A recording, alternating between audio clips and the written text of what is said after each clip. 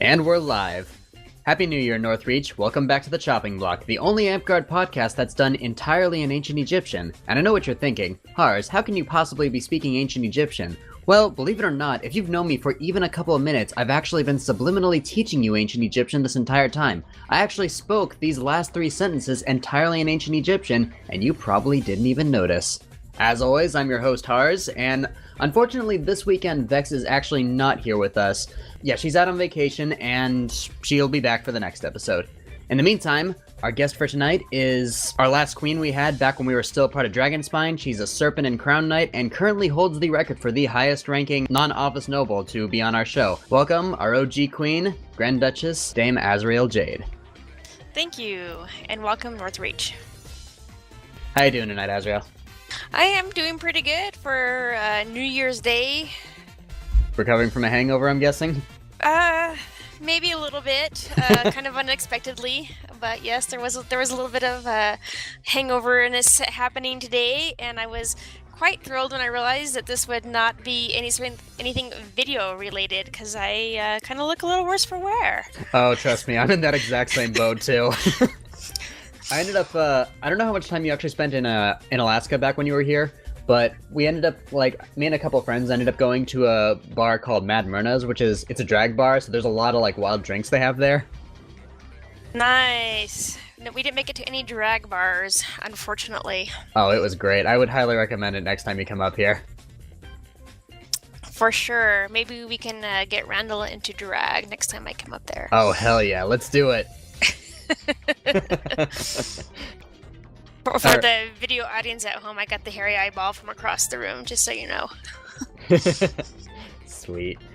Alright, well, yeah, I found out that I learned that night that that having a trash can followed by a Long Island iced tea is not a good idea, and I don't recommend it. Pacing is always very, very important. That's true, but we only had we got there at around 10:30, so we only had a half hour to actually get completely drunk and ready to roll. So Fair enough. Yeah. Other than that, it's been sort of a low-key day. But I think we can probably get into some of these questions, because we got quite a few from you, actually. I think you might probably have the most out of all of them. Wow, okay. No pressure. No pressure. We'll run through these things. Some of these questions kind of overlap, so if any of these touch on anything already, I'll probably just skip that one. So fair enough. Okay. Nothing personal to anyone at home saying, "Why didn't I read my questions?" It's not intentional, I swear. He doesn't like you. I'm not supposed to tell him that. Oh, all sorry. Are we live? Are we recording? Okay. Yeah, wait. Okay, so, alright, so this first one we got is from an officer in Ravenstone, Malik, and, Azrael Jade is a pretty cool name, and he asks, how did you make/get your persona name? Okay, well, unlike a lot of people, I was actually older when I started Amtgard, so I really have no excuse for my name. It's kind of a weird name, but I think it's cool. It's mine. Azrael, of course, is the angel of death. I kind of have a significant interest in angel mythos, so I went through angels and I came up with a name I liked, and that was Azrael. And Jade is the name of my favorite D&D character, so yes, I am a colossal nerd. So that's where my name comes from.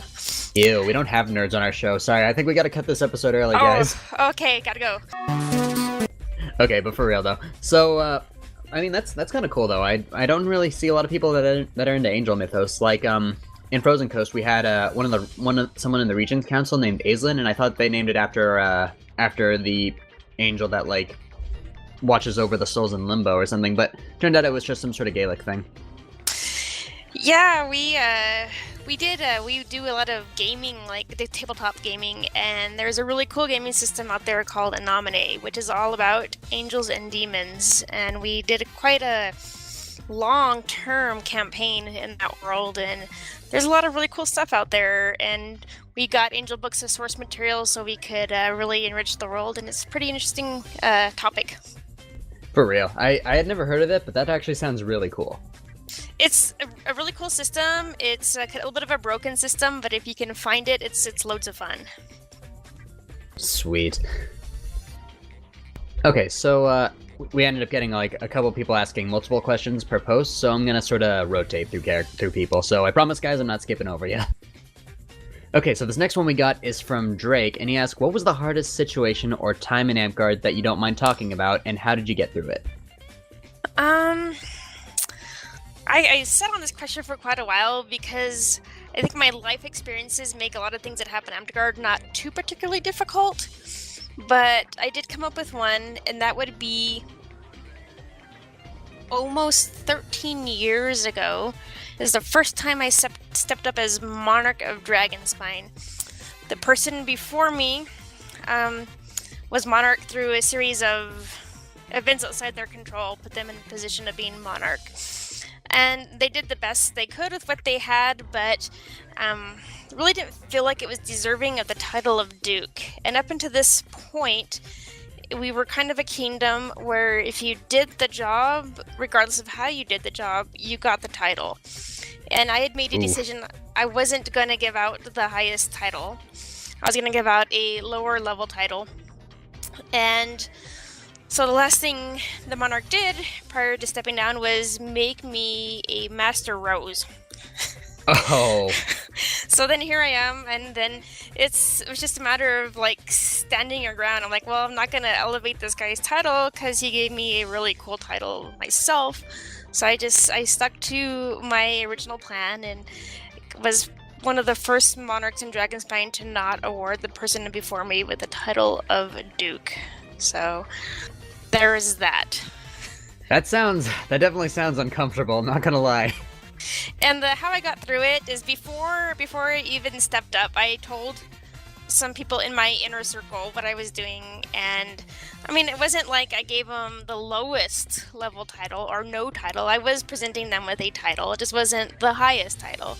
So I let a few people inside my very small inner circle know and asked them to, as soon as the title was announced, to start the celebratory hip hip huzzah, just to kind of like streamline it a little bit so there wouldn't be any like moments for people to have any other objection than the celebratory one. So that's kind of how I got through it. I think that's kind of cool though, because like now that I really think of it, I think that might be where Northreach kind of got their standard, because like we don't really hand out like titles so liberally like I heard some other kingdoms do. So I think that might just be a nice little bit of trivia, I guess. Yeah. Always kind of interesting being on the forefront of things. Yeah, well, I definitely don't envy you for that, especially if it was like a tradition-breaking kind of deal. It was, but it was something that needed to happen, so we did it. Or I did it, I guess. Hey, that's why you're the queen, girl. Yep. Alright, so this next one we got is from an officer in Astral Winds, Delhi, and he asks, what are some of the things that Northreach has done poorly at, and how can we improve on those things? Well, it's kind of hard to like look at your model and say there are things you do poorly, and then even if there are things that I would do different, I can't argue with the success that Northreach has. So I really don't have anything in particular that Northreach does poorly. I would just say to continue to travel and don't isolate up there in the wild Alaska frontier. I think your officers and a lot of your populace is really good about continuing to travel and to bring people up into your community, and I would just encourage that, because isolation could turn you into something that maybe isn't Amtgard if you're not subjected to the Amtgard as a whole on a regular basis. So it's not something I see as something you're doing wrong or poorly now. It's just a cautionary tale for your future, just to continue to travel. Totally understandable. And I do know that like usually every year we end up getting more and more people traveling out to Clan too, so for sure. Like that's my goal this year, is to actually go out to that. But yeah, I definitely would be in more support of us traveling. Alright, so this next one we got is from an officer in Lupin Moon, Abram, and he asks, what are your top 3 favorite chocolates? My top 3 favorite chocolates. So there's going to be a theme to these chocolates. Dark chocolate. By dark, I mean over 85% dark. Dark chocolate with sea salt caramel. and there are these dark chocolate salted almond things from Trader Joe's that are pretty good. So, but there's a dark chocolate theme. The darker, the better. So those are my chocolates. That's awesome. All right, seems like we're getting a lot of top 3 related questions, because this next one we got from Alec is, what are your top 3 favorite Amtgard events you've attended? Top 3 favorite Amtgard events. This is kind of a weird one for me, because I know that the thought process here is probably like inter-kingdom events or things of that nature. And I eventually settled on 2 inter-kingdom events and then just an event. The first thing I put down, and these are in no particular order, this is just my brainstorming, was the first time that Randall and I did an Alice in Wonderland rain down here in Las Cruces. We did a huge quest at a different park, and it was 4 days after I'd had gallbladder surgery. Oh. So I couldn't move a whole lot, but everybody was garbed up. We had taken over, it's a huge park, and we'd taken over a good portion of it, with quest things everywhere, everything you could think from Alice. We had stations where you actually had to paint the roses red. We had hedgehog croquet, and it was just... That's awesome. It was just an insanely cool day of fun, and okay, we probably should have just stepped down from that rain. That should have just been our stepping down, because it was just so awesome. We fought the Jabberwock. It was just a really good day. So I'll include that, even though it's not necessarily an event. I will include another local event, Maze, my first one. I think everybody should come to Maze in Dragonspine at least once in your Amtgard career, because it's a super cool event. We fight in the dark in an actual corn maze, and sometimes there's moonlight and sometimes there isn't. And the first time we ever did it, it was like being a whole new newbie in Amtgard again, and just experiencing things on a whole new level. It was a really cool experience, just being able to be out there in the corn, and nobody could see anything, so they wouldn't know who was who. And I'm chasing down like 3 high-end fighters because they have no idea who's fighting them, who's chasing them, and it's just me by myself. So it's a lot of fun.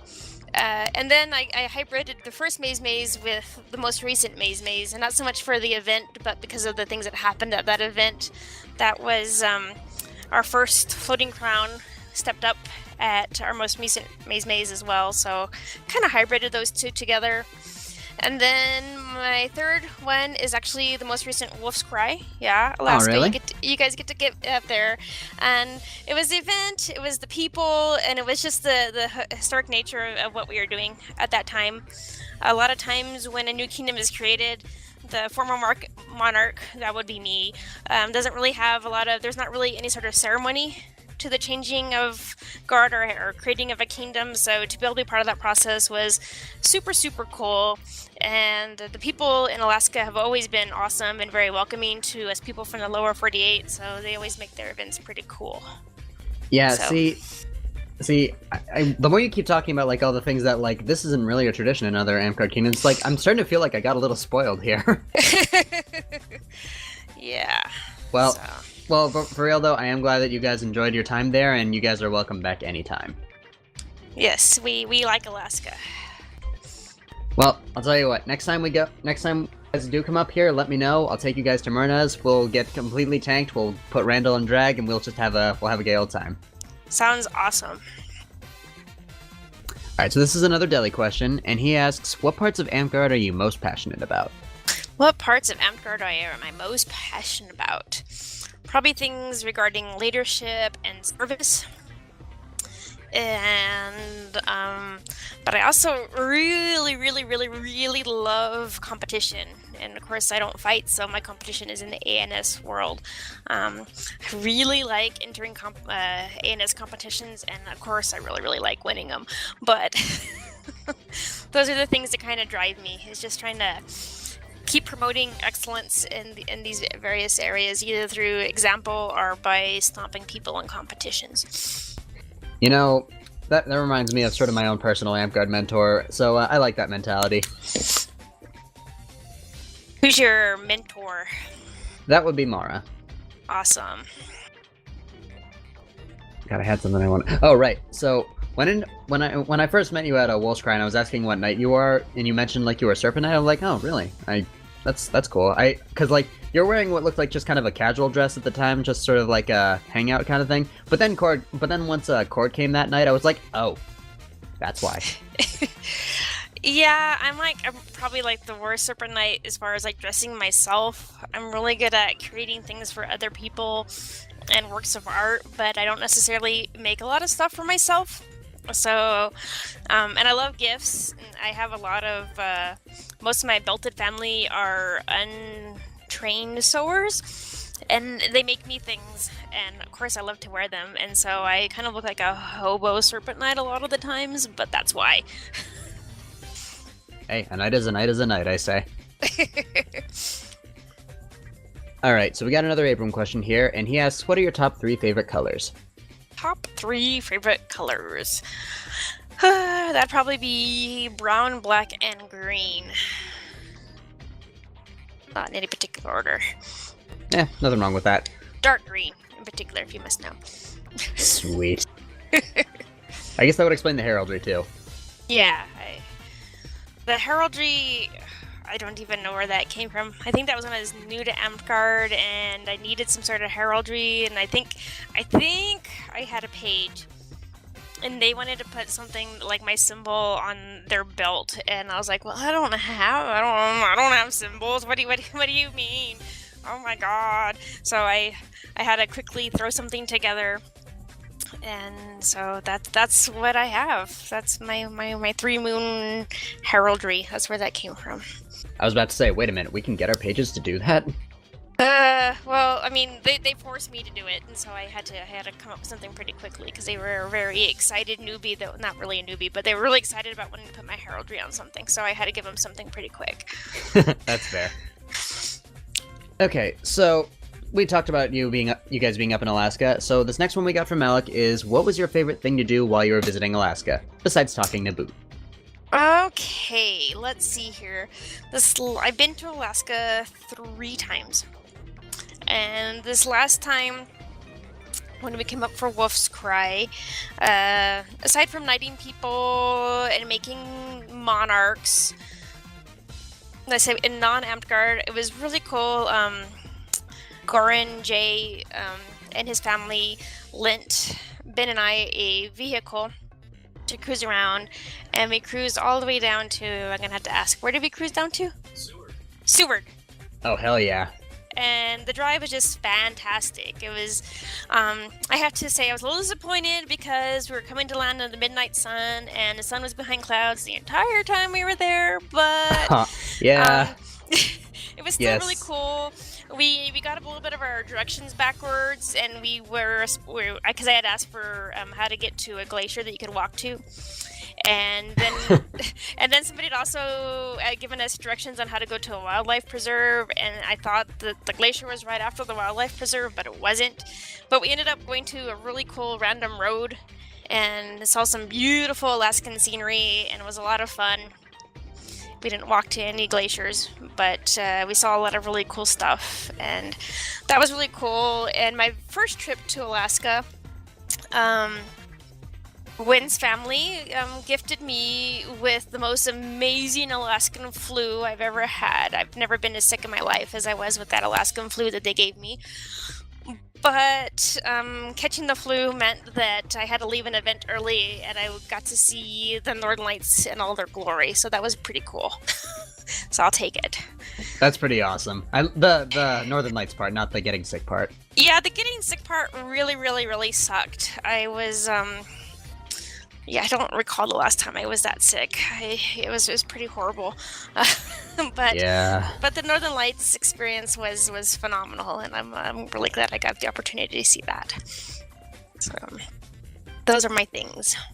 Yeah, I've been to Seward a good couple of times. In fact, I used to go there like once a month during the summer with my family when I was little, and not once in all the times I've gone there has it ever been sunny.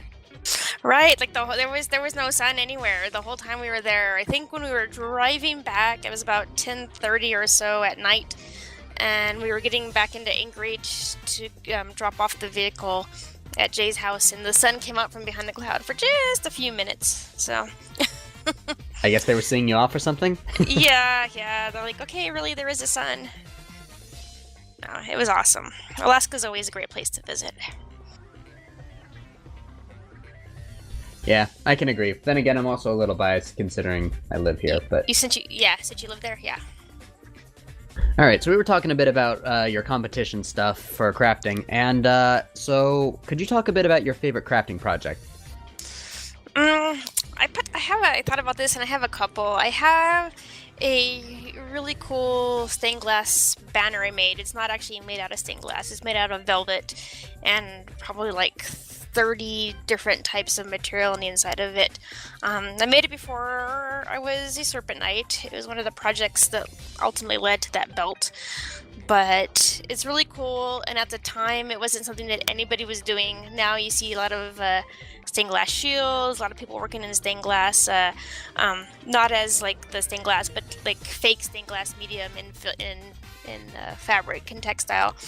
But when I did it, I hadn't seen a lot of it out there, or really any of it out there. So I'm particularly pleased with that piece. I'll take a picture and I'll put it on your guys' page so you can see what I'm talking about. And I was about to say, yeah, if you can, please send me a picture of that. I'll even put it on for the show. Okay, yeah, I'll do that for you. And then I was regent for one of my squires once, and he wanted to do a StarCraft reign. And I have to confess that I even after doing a reign of StarCraft, I really don't know a whole lot about it. But it's okay, I don't either.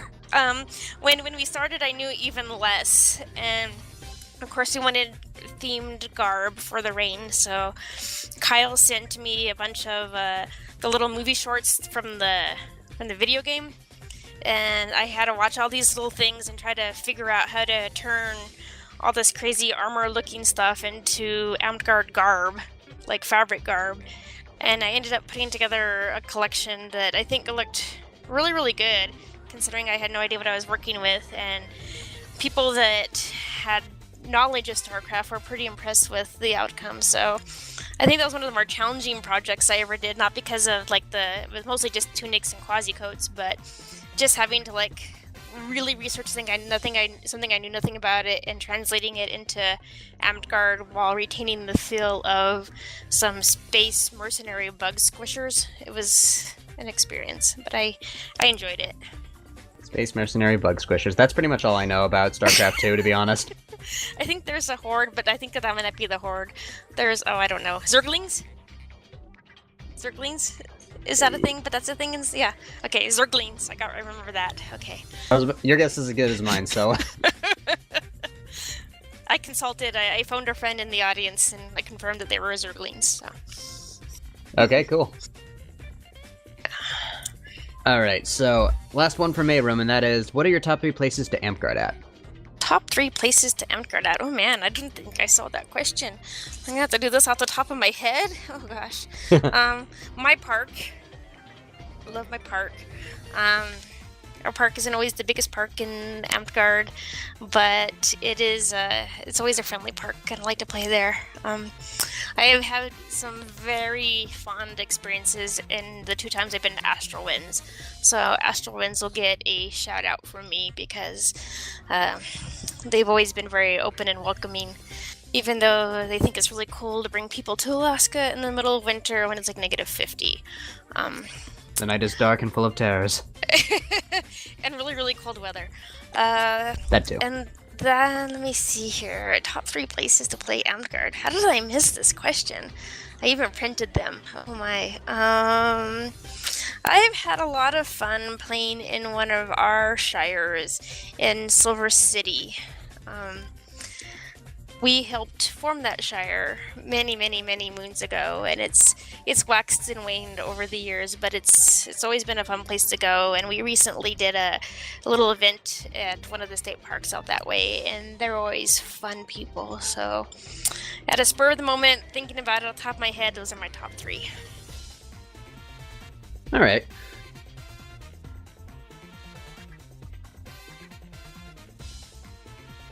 Okay, so this is back to Delhi and back to crafting. And what have you been working on recently? Not a whole lot. I've been I've been cheerleading and pushing the 100 Days of ANS down here in Dragonspine. I have a bunch of people working on it, and I've been trying to get it started myself, and have to confess that I've rebooted like 3 times. Maybe 4 times by this point.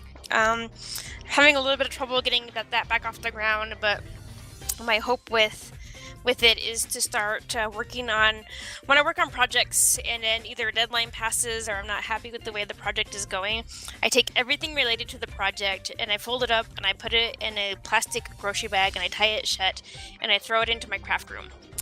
So what my hope for this 100 Days of Anus is eventually I'm going to go into my craft room and pull one bag out at a time and just craft out that bag. If the original project no longer appeals to me, just finding something else to do with the fabric that's in that bag and create something with it. So that's kind of where I'm at right now, but I'm still just in the this is what I want to do stage and not the actual doing it stage. Story of my life. Right? I'm having a little bit of a one of the questions is about burnout, and the last I'm gonna little segue kind of back and forth between the two. I had a little bit of a burnout for the very first time being in office, where it was just kind of it was a long road, and so I'm just trying to get myself back into the swing of things at this point. So I'm hoping that this 100 Days of ANS will eventually get me re-inspired and back on track with some stuff. Yeah, I get that. Okay, let's see. Another string of questions from Malik. So this first one is, what is your favorite looking armor? My favorite looking armor? I read that question, I thought about it a whole lot, and I was like, I don't know. I play classes that require armor, or use armor, but I really like the armor from Rohan in Lord of the Rings. Hold on a second. Uh-huh. Sorry about that, family called. So, what's up? No problem. Alright, yeah, so just, so, you were saying?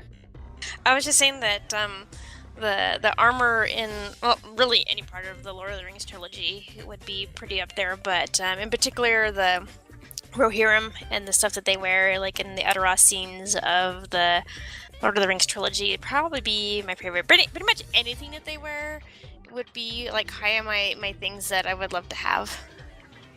Okay, that's fair. Yeah, I admit I'm kind of like iffy on armor too, but then again I'm also a caster too, so I've never really had much of a need for it. Right, so that's kind of where I'm at on that, but it's cool. Armor's cool. Other people can wear it. Alright, so this next one we got is from Deli, and that is, if you had the ability to have an hour conversation with anyone, past or present, who would it be? I was just looking at that question and saying, oh yeah, I didn't think of an answer to that. So, I just quickly scribble down Misha Collins, who plays Castiel in the TV series Supernatural. But outside of being an actor, is also pretty much a social justice warrior and a positive person doing random acts of kindness and things like that. And on a whim, I think that'd be kind of a cool person to have a conversation with. Oh, Misha Collins? Yes. Yeah, I hear a lot of good stuff about him. I hear he's a really fun guy. He does a lot of really good stuff, and I appreciate using your powers for awesome. Like being somebody who is a celebrity and taking that celebrity energy from your fans who want to do things and harnessing that energy into something positive. Like he has a random acts of charity that he does stuff with, and they've rebuilt parts of Haiti and other struggling nations, and so I just think it's kind of cool to take that power you have as a celebrity and focus into people doing positive things with it. That's a good mentality to have with people. I think so. So, without giving it a whole lot of serious thought, that's who I came up with. Fair enough. Alright, back on the Mallet questions. What is your favorite planet in our solar system? Alright, I have a controversial planet because I am from the state of New Mexico, and people are probably thinking, what does that have to do with anything? But the person who discovered Pluto was not born here but lived here and discovered Pluto while he was living in New Mexico, that would be Claude Tombaugh. So I would say that Pluto is still a planet in our hearts here in New Mexico, so he's my favorite planet. Yeah, I totally understand. I'm also part of the Pluto is still a planet camp. It's definitely still a planet. It's got a little heart on it for us and everything, so yeah. Exactly. Yeah. Okay, and the last one on Deli's list is, could you recommend me your favorite book to read? Okay, I have 2 series of books that I tell and I preach to everybody about. One of them is the Black Company, which is not just one book, it's a whole bunch of books written by Glenn Cook. If you like gritty mercenary fantasy, that is a really good series. And then there is another trilogy by C.S. Friedman called the Cold Fire series, and I really, really enjoy those books too. It's an enclosed trilogy, so you don't have to worry about hunting down future books or for other books for it. 3 and you're done, although I hear that there's another little vignette book out now that I have to now hunt down, but those 2 series, I would say, are probably my favorite series. That's fair. I know a lot of trilogies usually end up having some kind of spin-off. Yeah, I'm surprised that the C.S. Friedman books are pretty old, and the other day I was adding a bunch of stuff to Goodreads, and it said that there was another little book. So I'm gonna have to hunt that down. Check it out. But the series is pretty much has a beginning, middle, and end in the way that it is written as a trilogy, so it's very standalone. That's cool. I mean, have you ever read the Dresden Files? I have not. They've been recommended to me, and I've never sat down with them. I'm trying to get back into reading. That's another thing I'm working on right now, is reading different books. So that's why I joined the Goodreads, so I could find some new things to read. I'll probably add them to my list because a lot of people recommended them to me. I'm currently reading a sci-fi, which is not my favorite genre, sci-fi's trilogy by Glenn Cook. It's a kind of a difficult read when you're reading it at night because it's different places in time bouncing back and forth, and when you're reading it when you're falling asleep, you sometimes don't know what the heck's going on. So I need to find something that's probably a little easier to read when I'm trying to go to sleep. But yeah. Yeah, I don't know. I had for a while I've had just the worst reader's ADD, so most of the time I just listen to audiobooks. Yeah, I'm I don't know if I have time to do that, but I know. I usually just listen to them while I drive or something, because when I try sitting down and reading, sometimes I don't know why I just sort of space out, and all of a sudden I find myself reading the same page 4 times and not even realizing it. Yeah, I'm starting to have that problem. I hadn't with any of the other books I had read when I started to reread books, but I think it's because everything I read was either something I had read in the past, so I kind of knew what was going on, or it was a super light read. I read some Neil Gaiman that was super light reading, and the Dark Tower Stephen King books, but I've read them a million times, so I think going into something I hadn't read before, I probably jumped off a little bit too deep into crunchy reading for bedtime, so I have to figure something out there. Fair enough. Yeah, I just read. Yeah, one of my most recent things I did was on Audible, actually, and we discovered. I found Sun Tzu's Art of War, but it was read by the guy who played Baelish from Game of Thrones. All right, I enjoyed that book, so yeah, I might same. check that out. That I would recommend. All right, so this next one we got is from Malik, and that is, if you could change any number of things in the Amtgard's rule of play, what would they be? A really boring answer to that question, and I don't think I would change anything. I've played or observed Amtgard under, I think I started in B6. Oh. B6. So I've been around a while, and while I don't actively play a lot in battle games, I think that our version of Amtgard and the play that we play is the most user-friendly that I've ever seen. I think it's the most conducive to getting new players and retaining them. So I really don't see anything I would change in our current rules of play. Fair enough. Let's see. Ooh, this one. This one's always a fun one. So, this one we got is from Lachlan, and he asks this for every episode, but in a game of Cards Against Northreach, what would your white card be? And for reference, a couple of years ago, I created a game called Cards Against the Monarchy, which is just Cards Against Humanity, but with, like, an Amtgard spin, so there's a lot of inside jokes and all that. Mm-hmm. Yeah, I looked at this question, and then I had to, like, Google card. I mean, I know what Cards Against Humanity is. I actually own the game, but then I had to think about, okay, are the white cards this, or are the white cards that? So I had to look it up, and then I was like, oh my god, I don't know. I guess my answer is I really have no idea what my white card would be. You guys are gonna have to help me out with this one, because I feel like I need one. I think that this is something that I should have. So maybe your listeners can help me out with this one. All right. Well, unfortunately, since my only real experience with you was at Wolf's Cry, I don't think I really know you especially well. So that might be a question I would ask maybe Goran or Randall or someone like that. Someone who's known you a bit longer than I have. Yeah, maybe we can get some input from some other people, because, oh my god, I don't know. Okay, well, you know what? I'll see if I can come up with something by the end of our episode, see where we go from there. Alrighty. Okay, so this next one is again from Malik, and that is, what is your favorite gem?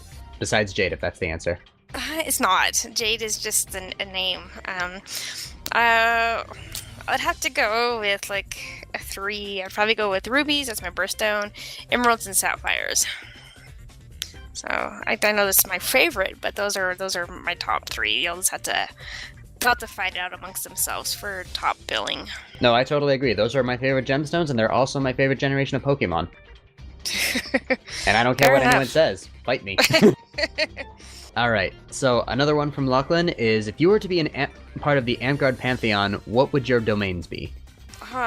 This is another one. At first I was like, is there an Amtgard Pantheon that I don't know about? What's going on here? But no, I realized that there's not.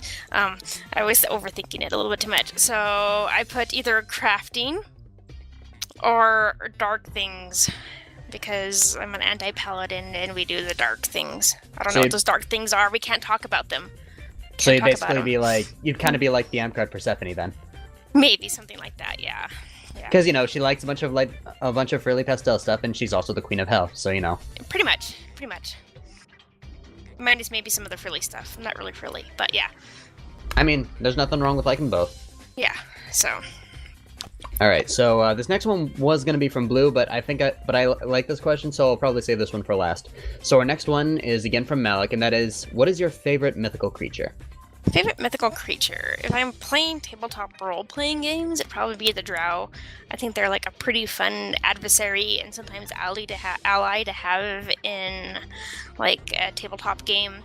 If we're just talking outside in the general world, I would say the Djinn. Oh, that's a good one.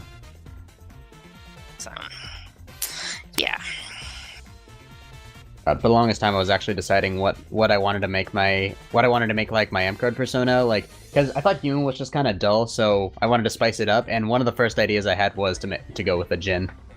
That is technically what my persona is, but it's really hard to exemplify that. It's really hard to garb that without spending a lot of time and effort. I mean, that sounds really bad coming from a Serpent Knight. But it's a really challenging persona to exemplify, I think. Okay. You know what? I think I just figured out your white card, by the way. Okay. Hobo Knight. Hobo Knight? That's okay, I'll take it. Alright, that'll be our episode for this one. Okay. Alright. So, okay, back to real though. Let's see. Ooh. Oh, sorry, I just realized I was off the speaker. So, if you were to make a fully strike legal exact replica of a weapon from any realm of fantasy, what would it be? Okay, I gave this a lot of thought because I had to come up with something that was pretty cool and absolutely absurd, and I came up with the Dragon Lance. From the Dragonlance books. Sweet. Because that would be pretty awesome. Alright, and lastly, our last question is from Blue, the Frozen Coast Monarch, and he asks, how do you deal with burnout? Oh, this is the question. This is the really real world here. I think the first thing you have to do when you're dealing with looking at maybe having burnout is recognize it for what it is. Embrace it. I mean, it's okay to say that, man, this has been a lot of work and I just need to take a couple deep breaths. And now that I understand that I've hit burnout, and that's step one, is recognizing that you've actually hit a stage of burnout. Obviously, if you're still in office, you can't really say, cheese it, I'm out of here, because you have obligations that you need to fulfill. So, prioritizing the things you have to do. Sometimes some things are going to have to wait to another day, so you can just get through the day you're on. I'd never really felt like I've ever had burnout from anything I've ever done in Amtgard. I've been a Monarch 4 times, I've been a Regent a few times, I've been a Pro Tim Champion, I've been Guildmaster of Reeves multiple times. I've done a lot in Amtgard, and I really don't think I've ever felt like burnout like I was feeling it at the end of my last term as Monarch.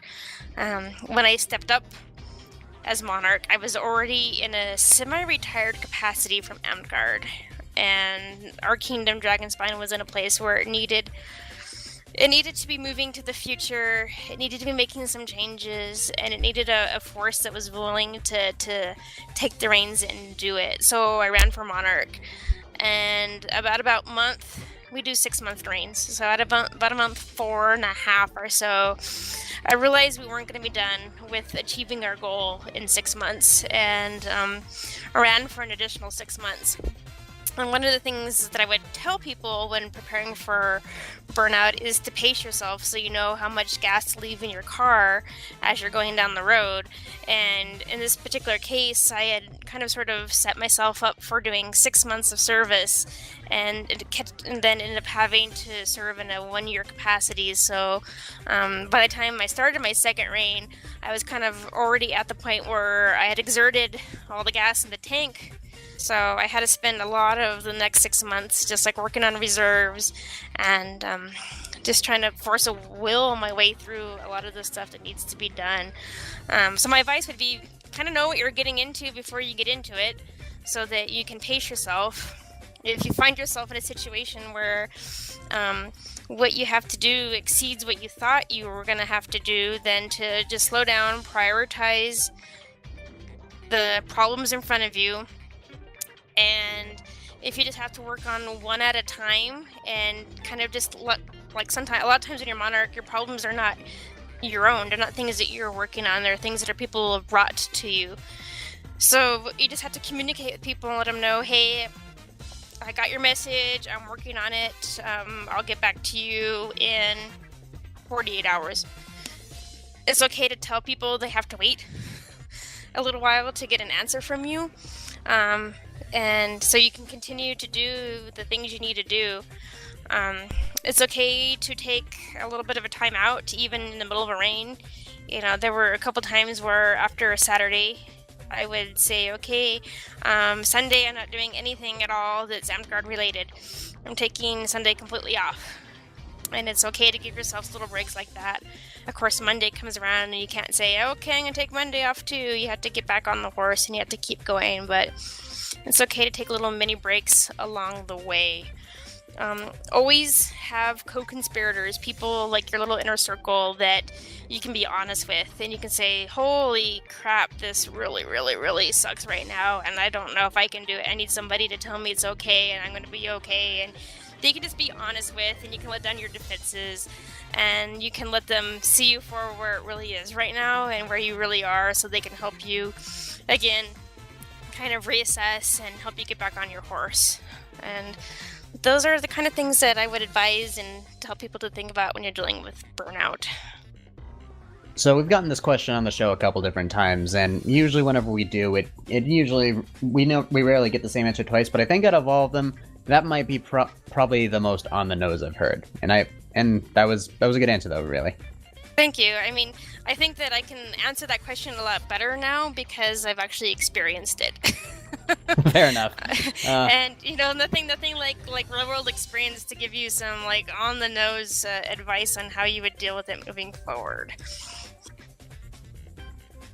Yeah, I've actually been kind of on that same boat with you too, like where I would usually just have like the small group of people I can talk to in case things were going a little too crazy that were outside of the top 5, and I kind of used my belt family for that one. So yeah, Ray, Freya, Dan, if you guys are listening, that's for you guys. You're awesome. Yeah, it's critical to have those people you can just let your defenses down with and cuss or cry or curl up into the fetal position or be like, what the heck am I doing here? Why did I think I needed to do this? Why?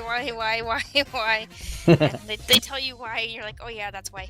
And you just get up and you finish what you have to do, and you try to finish strong. And then that's the biggest thing is try, if you've committed to doing something, even if it gets to the point where it's really, really hard and it really, really sucks, try to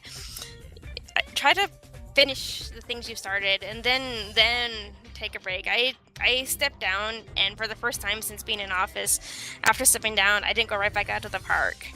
I took I planned on taking 2 weeks, but I ended up taking up 3 weeks because I had something else actually come up on that third weekend.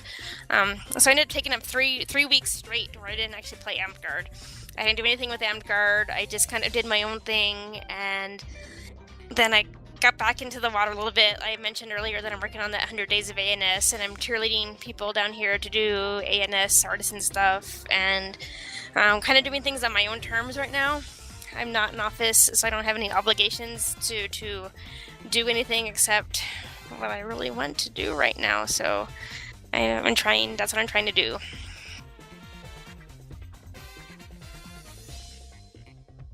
Well, I'm glad to hear that you're taking your time at this, at least. Yeah, I'm working on it. Well, we just got through the last of our actual questions, and normally this is the part where we have Vex's lightning round, where I basically just kind of let her off her hinges and just kind of ask whatever she feels like. But since she's not here, I do have a couple questions that I think she might ask. Okay, go for it. Alright, so first one, what's your Hogwarts house? Okay, I'm gonna lose like every nerd card I actually own because I have never read any Harry Potter. What? I know, I'm out. I am out. I'm like, my nerd card has just been revoked. Show's over, guys. Gotta burn it all down. We just gotta burn it all down. Oh, I know. I haven't even watched the movies. Oh, I'm like the worst. For the longest time, I was kind of in that boat too, so I wouldn't really say anything. Like, I just got into I still haven't seen all the movies. I just got through the books. Yeah, so I can't answer that question. Okay, well then, I guess sort of an alternative one, because I'm guessing you know Game of Thrones just based on what we talked about. Yes. What would your house be? Stark. I could see that. I'd probably be more of a Dornish person. Yeah, I mean, like if you go like persona-wise, definitely more Dornish. But if you go like me, definitely more Stark. That's fair. I guess if it's for I guess Dorne would probably be more my persona. But I guess for me, mine would probably be like probably Tyrell. Yeah, that's a good option. All right, now next one, and this is one I know for sure she would ask. What's your favorite snack? My favorite snack? Spicy nacho Doritos. Ooh, those are good. What's one place you've never gotten a chance to travel but want to? Cairo, Egypt. Ooh, that'd be cool. Egypt's a cool setting. Yeah, I'd like to make it there at some point in my lifetime. Ride camels, explore pyramids, have adventures with Brendan Fraser. Sounds like a good time. Pretty much, yeah. That's the game plan. Alright, now, what are some of your favorite movies? My favorite movies, Tombstone. Oh, hell yeah. My favorite movie of all time. Tombstone's great. Emperor's New Groove is one of the best movies ever. Yes! Let me see here. After that, the waters get kind of murky. Maybe the original trilogy of Lord of the Rings, maybe not, depending on the day of the week. Definitely the original Star Wars trilogy, for sure. Ever After, that's my girly side, I guess, right there. I also have an extremely, soft spot for all the Resident Evil movies and any natural disaster movie. But those aren't, top 10 favorite of all time, so they're just movies I love to watch. That's fair. They're popcorn movies. Yeah, definitely. Okay, so one thing I thought was interesting when I first started talking to you is I don't remember how or when, is we ended up talking about horror movies a lot. So what are some of your favorite horror movies? Again, I really like the Resident Evil movies, if you can call them horror. I'm a bit older, so The Exorcist That's a good one. is definitely on my list. Newer horror, the first of the Ring movies wasn't bad, as far as that goes. Going back to old movies, Rosemary's Baby. Oh, hell yeah. So, the original Poltergeist, a little bit cheesy, but I think it some classic horror components to it. Original. Wait, did they remake it? Well, there's Poltergeist 2 and 3 and 4 and 5 and 6 or whatever. It's the Poltergeist 1, the very first one. Yeah.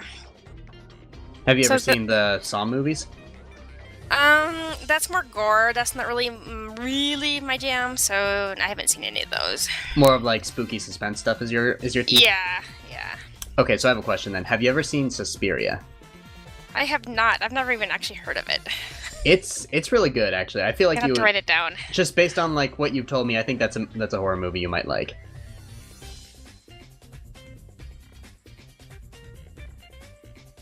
All right. Okay, I think this is a good place to stop at, though. So once again, thank you everybody for watching this episode. And Azrael, what can I say? This was probably one of our more entertaining episodes we've had. Okay, well, thank you. I hope so. I'm glad you were. Well, hey, for real. Thanks for being on the show. Hey, no problem. Anytime. All right, everybody. Thanks again for watching. Tune in next week for our finale, where Vex will be back, along with our final guest for the season, Sir Randall. Until then, I'll see you guys in the next episode. I'm Hars, and you've been watching The Chopping Block. Have a good night, everybody.